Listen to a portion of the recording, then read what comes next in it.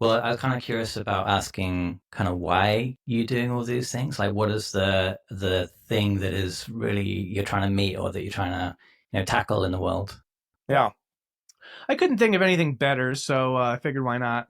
No, yeah, there's a lot of different ways I could go at that question. I think probably based on some of the things we'll get into, I can go a little bit more esoteric than in other contexts. So, um, the so what in that mode would be something like I think that an emerging sense of God or the divine is taking shape in society as it always has historically, and that calls forth a kind of participatory gesture. That's not something you can just sit back and watch. Like, it doesn't happen unless you get involved and participate in it happening.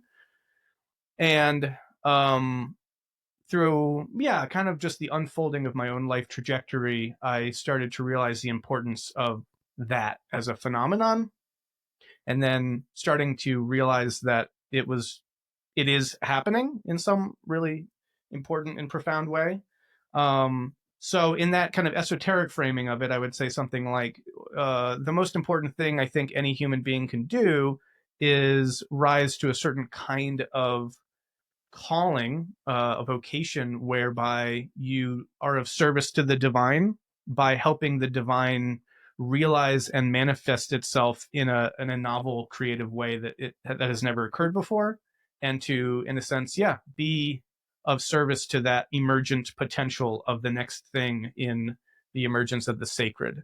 So that would be sort of the kind of say sacramental or kind of like religious languaging for that at that level. But then there are much more kind of secular, mundane ways of speaking about this, right? I mean, um, you could step back and say, I think that we need a paradigm shift,